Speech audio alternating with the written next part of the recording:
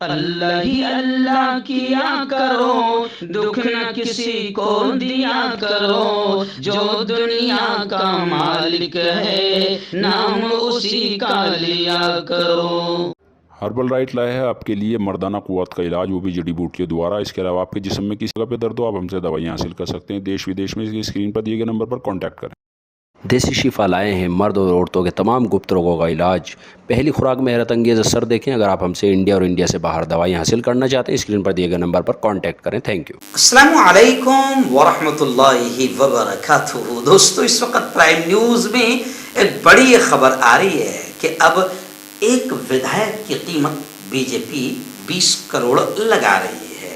जिसको 20 करोड़ चाहिए वो बीजेपी में आ जाए, और बीजेपी चाहती है कि ज़्यादा से ज़्यादा आ गए तो वहाँ की उस स्टेट की हुकूमत हम गिरा देंगे। जी हाँ, प्राइम न्यूज़ में अब मैं जो कह रहा हूँ ये मैं नहीं कह रहा हूँ, संजय सिंह और बाकायदा आम आदमी पार्टी आप पार्टी ने सीधा बीजेपी के बारे में ये कहा है कि हमारे विधायकों को, हमारे एमएलएस को, मेंबराने असेंबली को तोड़ने के लिए और अपनी गोद में बिठाने के लिए, यानी बीजेपी में शामिल होने के लिए बीजेपी हमारे विधायकों को 20 करोड़ रुपए दे रही है।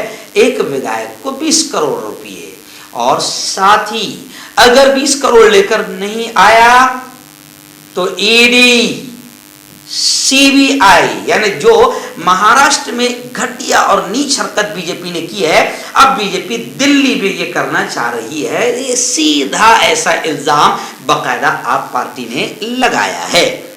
आप जानते हैं कि बीजेपी का एक ही फंडा है कि जहां वो जीत नहीं पाते हैं और वहां पर वो कुछ दिनों के बाद, कुछ महीनों के बाद, कुछ सालों के बाद बाकायदा धीरे धीरे पूरी सेटिंग और फील्डिंग लगाते हैं।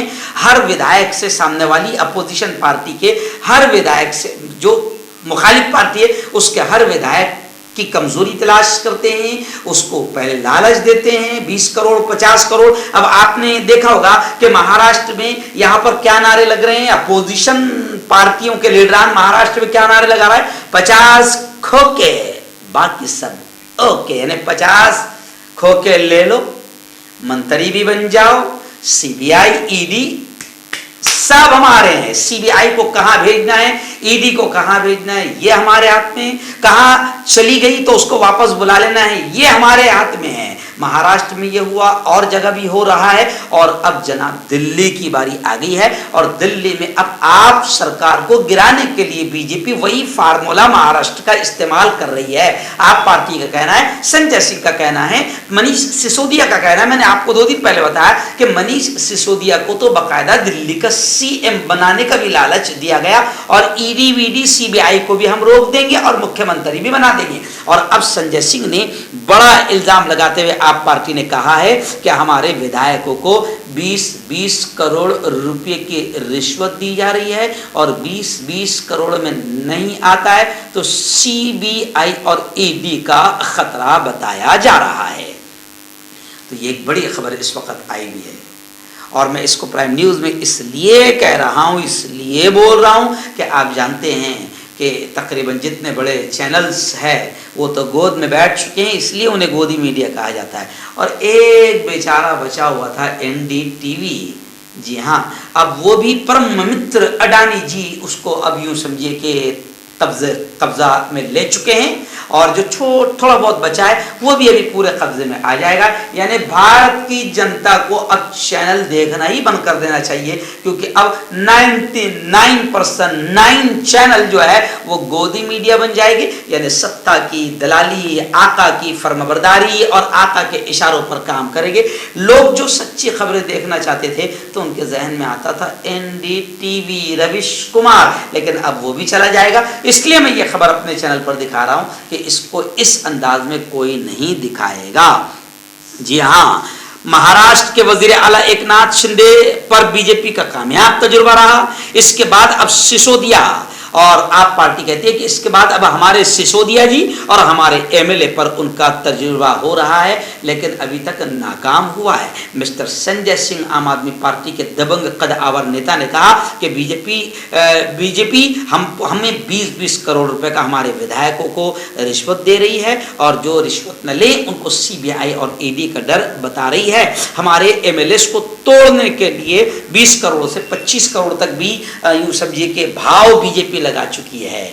तो अब आप समझ सकते हैं कि बीजेपी देश की इतनी बड़ी पार्टी किस तरीके से हुकूमत हासिल करती है और किस तरीके से जमहूरी तरीके से जीती हुई हुकूमत को गिराती है, कितने नीच और घटिया पैंतरे इस्तेमाल करती है। इसको लेकर पूरा मुल्क अभी हैरानी में है, परेशानी में है और मुल्क के सच्चे लोग बीजेपी पर थूकते हुए भी नजर आ रहे हैं।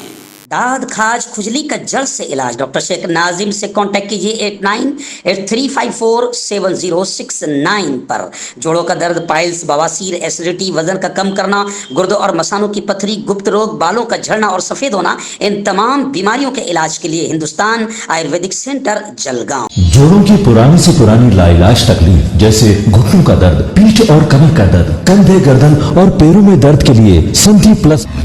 क्यों होता है जोड़ों में दर्द? क्यों रहती है जोड़ों में जकड़न? क्यों हो जाती है जोड़ों में सूजन? क्यों बन जाती है जोड़ों में गांठ? क्यों थम सी जाती है जिंदगी?